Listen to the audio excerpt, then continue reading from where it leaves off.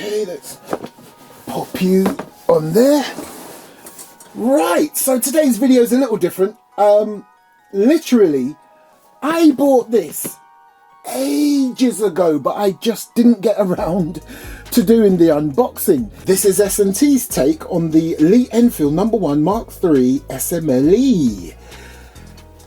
However, about 7 months ago, I introduced this baby to the Airsoft collection. This is the shell ejecting double bell one.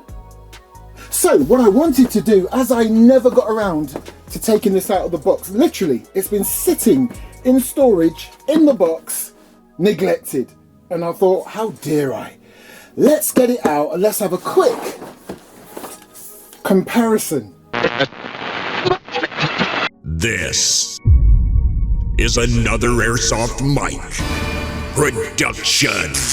And even before I take this box cover off, I think I already know which one I'm going to like the look of better. And do remember, and I don't get to say this often, I have a real version of this. I do have a real Enfield. It's deactivated, but it's still the real thing. If you care to look back on one of my older videos, I did a little video on it. Now, so there's an instruction manual. Nice. Decent.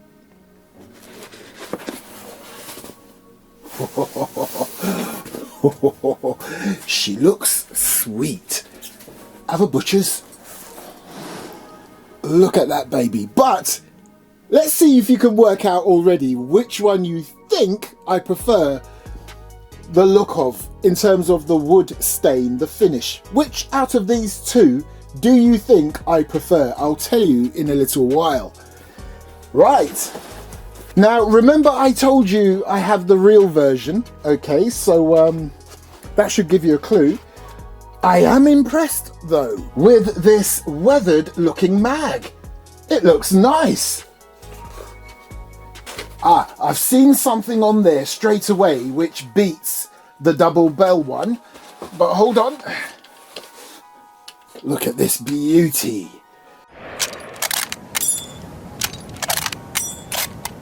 Right, so straight away, let me tell you, I do think the finish on this is very nice. It's a more deluxe finish. It's a more brand new out of the box finish. However, and here's the giveaway, this is also brand new out of the box finish. Even though I did it 7 months ago, it's not been aged or anything. That's exactly how it looked when it came out of the box. So I'll answer the question right now. I so much love the finish on this one, way more on the double bell than I do on the S&T. However, I've got to do a quick test of something, and I've got to thank MkIII for me thinking about doing this. Right, that's a bit of a wobble there. Oh, that is solid. So there's a difference straight away. I expected what I'm getting on this. Proper wobble. I fully expected that to happen on this, the S&T one. Listen, I'm going to hold it properly so there's absolutely no other wobble elsewhere. That is solid. However, having watched MkIII, that probably will start to loosen up a bit. So far it's 1 point to double bell for the finish and how it looks, and 1 point to S&T for that section there. It's very, very well built, very sturdy, but again, who knows after a while. Now, let's continue. Let's go to the butt stocks. Now, do you know what? Now that I'm looking at them, I still love the double bell finish, but if you wanted something to look fancy up on the wall and you've got no other collection, you just want one Enfield up on the wall with a nice gold plaque, I reckon this S&T one would look fancier. But the double bell would look more legitimate in terms of the finish. I mean, for starters, on the butt plates, the S&T one looks fancy. It looks goldish, it looks brassy-ish, yeah? The double bell one, it's just black. It looks like it's a workhorse and it's just doing its job, not trying to look fancy. And of course, 2 rear sling points, but hold on. This sticker's annoying me. Hold on. Nice. Sticker gone. Right, let's continue. So what have we got going on here then? So straight away I can see the double bell is going to lose out for the next point. Reason being, there's far too many screws going on, all that, compared to the S&T. However, in my eyes, in terms of functionality, the double bell is going to always win over the S&T purely for functionality. It's shell ejecting. You can use a stripper clip. You can't do any of that on the S&T version because the BBs are inserted directly into this, I must say again, awesome looking mag. However, having said that, nice. Having said that, I feel a point incoming for the S&T. I'll first show you on the double bell what it's lacking right there and what the S&T one has right there. Nice. It's got the crown there, of course, King George, 1918, and do you know what looks like an abbreviation of a naughty word? Well, at least the first 3 letters. That relates to it being a short Lee Enfield. And of course, the Mark III. Nice. So, what I will say though, even though this S&T one is not shell ejecting, they've really done very well in not making it look too much like a non-shell ejecting rifle, because if you look there, they've even got the space there where you would put a stripper clip if this one could take one. It can't, but at least they've included it. Nice. But I do want to bring you along to this section right here. Now again, got to give credit where credit is due.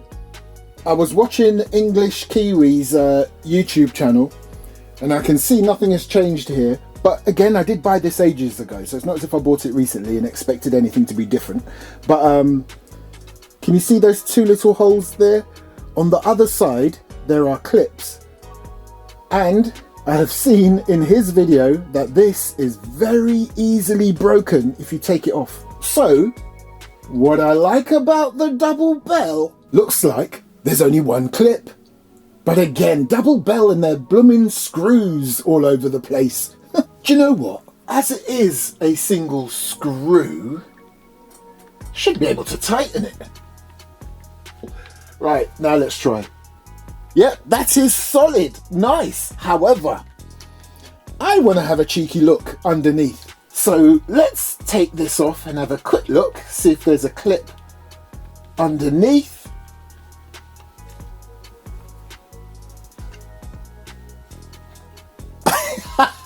Naughty double bell. They've cheated. It's just a single screw that attaches to that. But at least it can be tightened. My real one does have 2 clips underneath that section of the handguard.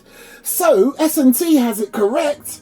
It's just that it was executed poorly. Another thing to note, that although technically S&T did it correctly, again, it was just executed poorly because, yes, 2 clips underneath there, but what they should have done is made it 1 unit. So on my real one, it's got a clip there, joined or reinforced along there to the other clip. Nice. And now we get to the rear sights. Which one of these 2 do you think is more realistic? Now, when I say realistic, I'm comparing it to my real Lee Enfield, okay? So this is the double bell one you're looking at, and here's the S&T. Well, the S&T has it. Apart from the finish, it almost looks identical to my real one. By the way, You've probably worked out by now that I don't have my real Lee Enfield here in the studio right now. Reason being, that's beautifully displayed up on the wall at my home, not here at my Airsoft Studio Armoury.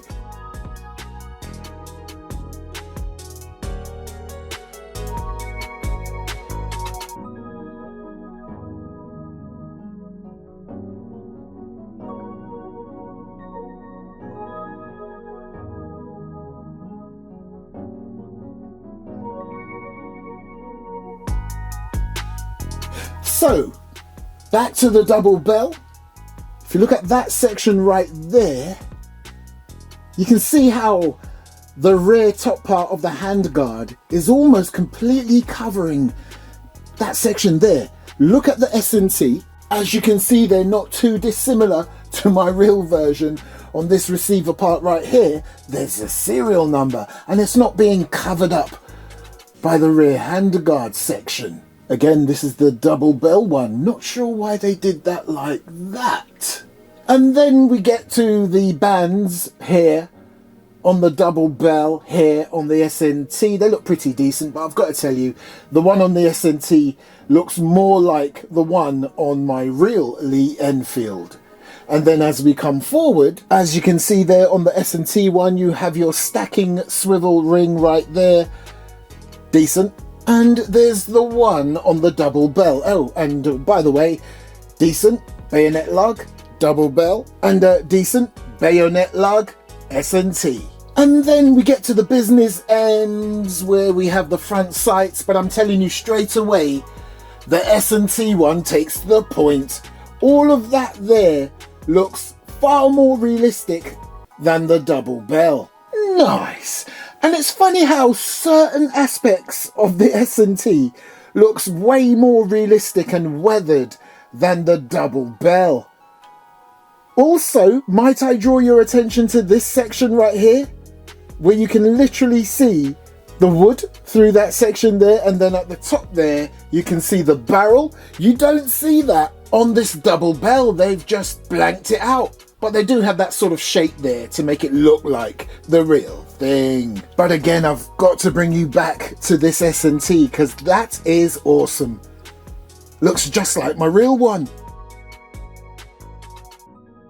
So of course, on the S&T one, which is not realistic in terms of the rounds and how it's loaded, so they've got their hop-up adjustment slide right there, which you don't have on the double bell. And of course, when it comes to the magazines, there is no competition whatsoever. There's your S&T one, and there's your double bell one. And there they are from the side again. Double bell, way more realistic because you put the actual rounds in there that look like real rounds. Of course, at the front isn't. You just pop a BB. But this one, no such thing. But I will say this again about the S&T one. I much prefer how it looks. So a quick look on this side, and when it comes to this area right here, even down to the little serrations that you've got on top of the safety, you don't get that with the double bell. However, here's the double bell one, but this is where the double bell blows the S&T clean out of the water. Do your thing, double bell. Hello! When it comes to the real thing, this double bell replicates it way more better than the S&T. But to be fair, it's a completely different type of system on both. But again, I have to say it. The double bell wins hands down. You can see the top of the mag there. You can see a proper old chamber. But on this gorgeous S&T, come on, let's not take it away from it. It is gorgeous. But obviously, when you pull this back, not only is it a lot harder to do so, you're not really seeing anything there. Hold on. Let's go get... Oh, that's so nice. I like that sound. Pull the bolt back again. You can see there's just a little opening just there. Push it forward, back down. Bob's your uncle. Very satisfying, but like I said, come on. Who doesn't want that? Nice. I'll do a part 2 where I compare the two in terms of accuracy. And I can tell you straight away, this is gonna win. Hands down, this is going to win. I can't get over how good that nose cap looks. Oh, and don't be fooled by what you're looking at here. The SMT one isn't longer, it's just how they've been positioned, and of course this one is closer to the camera. They're pretty much the same length. If you had a choice, never mind about one is shell ejecting and blah blah blah. If you had a choice and you could only have one or the other, which one is your SMLE? Let me know. Stay spread out and watch for his orders. Where is your commanding officer? He's in the holding pen. Raise your signal flags. Fire the signal flags when you've taken your section of the whole. B Company stand to. Now listen and listen well. On the first mark, A Company will advance. B Company.